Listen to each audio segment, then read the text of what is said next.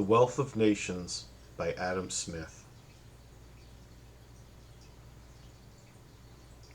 Introduction and Plan of the Work. The annual labor of every nation is the fund which originally supplies it with all the necessaries and conveniences of life, which it annually consumes, and which consist always either in the immediate produce of that labor, or in what is purchased with that produce from other nations. According, therefore, as this produce, or what is purchased with it, bears a greater or smaller proportion to the number of those who are to consume it, the nation will be better or worse supplied with all the necessaries and conveniencies for which it has occasion. But this proportion must in every nation be regulated by two different circumstances. First, by the skill, dexterity, and judgment with which its labor is generally applied, and secondly, by the proportion between the number of those who are employed in useful labor and that of those who are not so employed.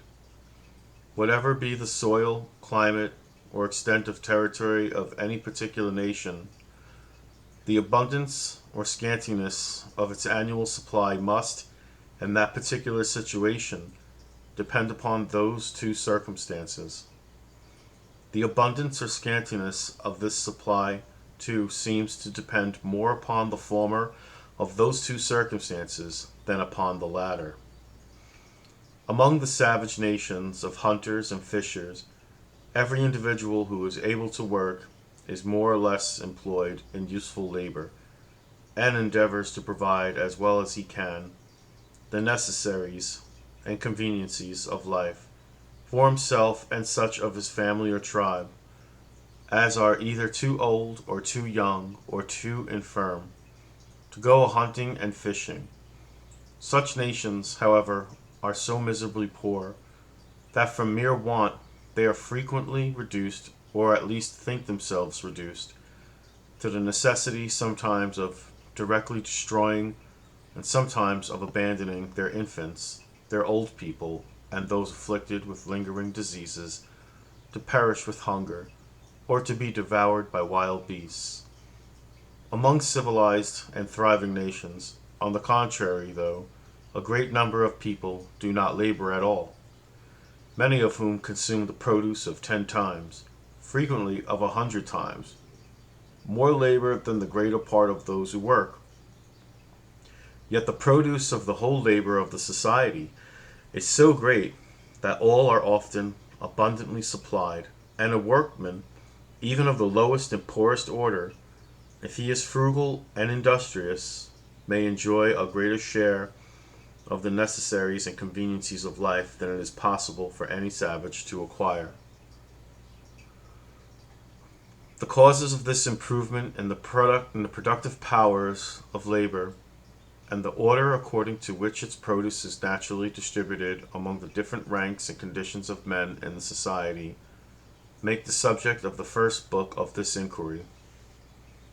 Whatever be the actual state of the skill, dexterity, and judgment with which labor is applied in any nation, the abundance or scantiness of its annual supply must depend, during the continuance of that state, upon the proportion between the number of those who are annually employed in useful labor and that of those who are not so employed.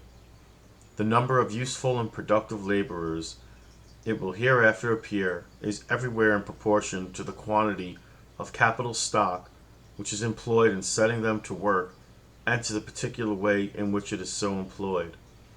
The second book, therefore, treats of the nature of capital stock, of the manner in which it is gradually accumulated, and of the different quantities of labor which it puts into motion according to the different ways in which it is employed. Nations tolerably well advanced as to skill, dexterity, and judgment in the application of labor have followed very different plans in the general conduct or direction of it. and those plans have not all been equally favorable to the greatness of its produce. The policy of some nations has given extraordinary encouragement to the industry of the country, that of others to the industry of towns. Scarce any nation has dealt equally and impartially with every sort of industry. Since the downfall of the Roman Empire, the policy of Europe has been more favorable to arts, manufactures, and commerce, the industry of towns, than to agriculture, the industry of the country. The circumstances which seem to have introduced and established this policy are explained in the third book.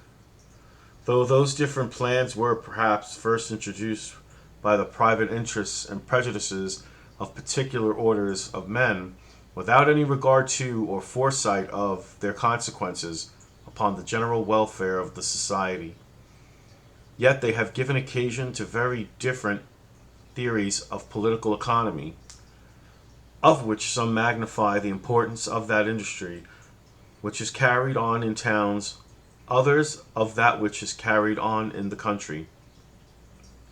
Those theories have had a considerable influence, not only upon the opinions of men of learning, but upon the public conduct of princes and sovereign states. I have endeavored, in the fourth book, to explain as fully and distinctly as I can those different theories, and the principal effects which they have produced in different ages and nations. To explain in what has consisted the revenue of the great body of the people, or what has been the nature of those funds, which, in different ages and nations, have supplied their annual consumption, is the object of these first four books. The fifth and last book treats of the revenue of the sovereign or commonwealth. In this book, I have endeavored to show first what are the necessary expenses of the sovereign or commonwealth, which of those expenses ought to be defrayed by the general contribution of the whole society, and which of them by that of some particular part only, or of some particular members of it.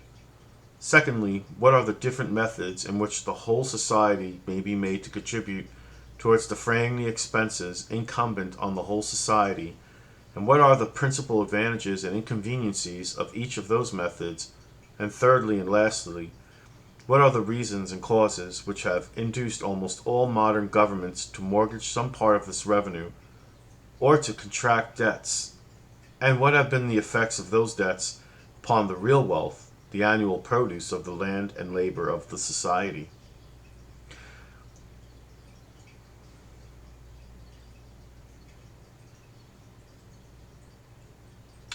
Book 1.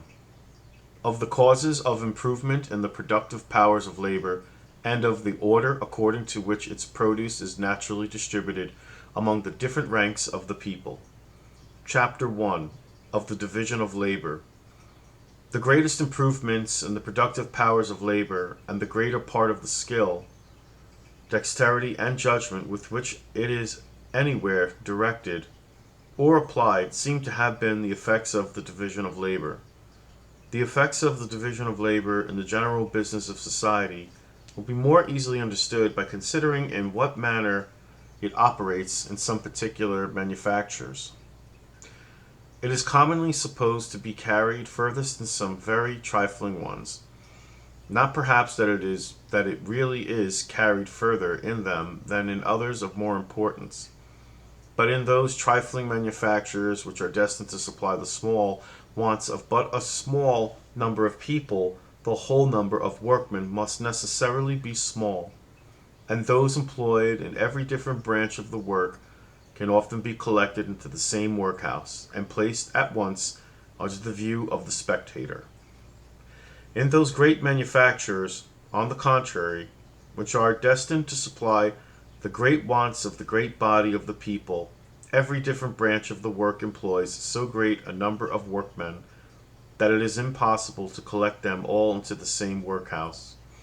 We can seldom see more at one time than those employed in one single branch, though in such manufactures, therefore, the work may really be divided into a much greater number of parts. Then in those of a more trifling nature, the division is not near so obvious, and has accordingly been much less observed.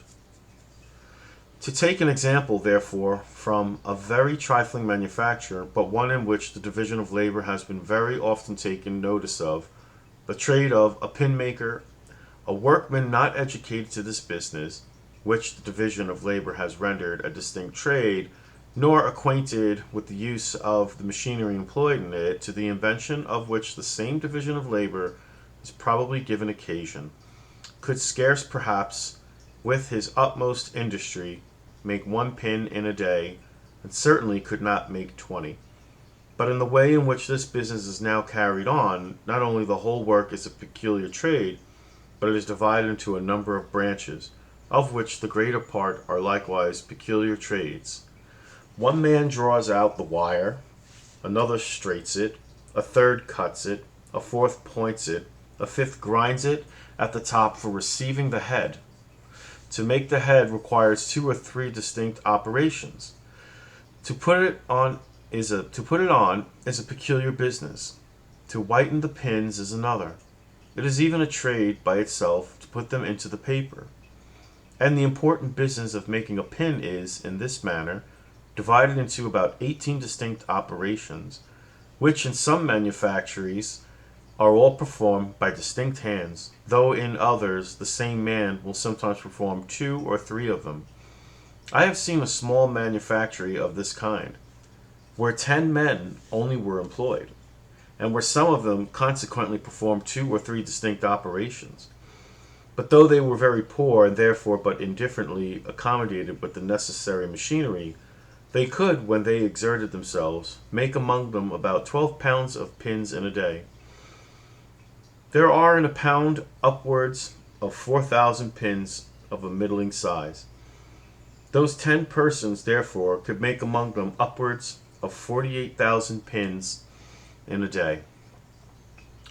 Each person, therefore, making a 10th part of 48,000 pins, might be considered as making 4,800 pins in a day. But if they had all wrought separately and independently, and without any of them having been educated to this particular business, they certainly could not each of them have made 20, perhaps not 1 pin in a day. That is, certainly not the 240th, perhaps not the 4,800th part of what they are at present capable of performing, in consequence of a proper division and combination of their different operations.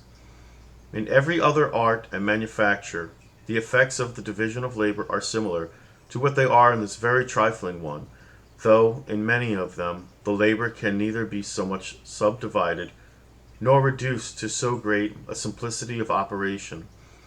The division of labor, however, so far as it can be introduced, occasions in every art a proportionable increase of the productive powers of labor.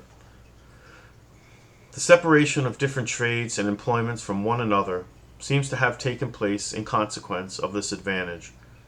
This separation, too, is generally carried furthest in those countries which enjoy the highest degree of industry and improvement.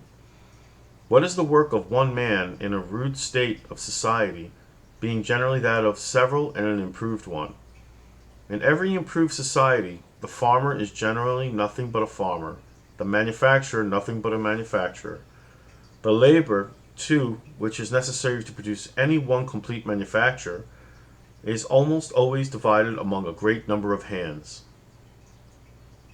How many different trades are employed in each branch of the linen and woolen manufactures, from the growers of the flax and the wool, to the bleachers and smoothers of the linen, or to the dyers and dressers of the cloth. The nature of agriculture, indeed, does not admit of so many subdivisions of labor, nor of so complete a separation of one business from another, as manufacturers. It is impossible to separate so entirely the business of the grazier from that of the corn farmer, as the trade of the carpenter is commonly separated from that of the smith. The spinner is almost always a distinct person from the weaver, but the plowman, the harrower, the sower of the seed, and the reaper of the corn are often the same.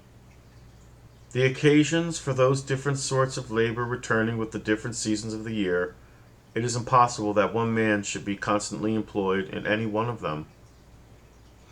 This impossibility of making so complete and entire a separation of all the different branches of labor employed in agriculture is perhaps the reason why the improvement of the productive powers of labor in this art does not always keep pace with their improvement in manufactures.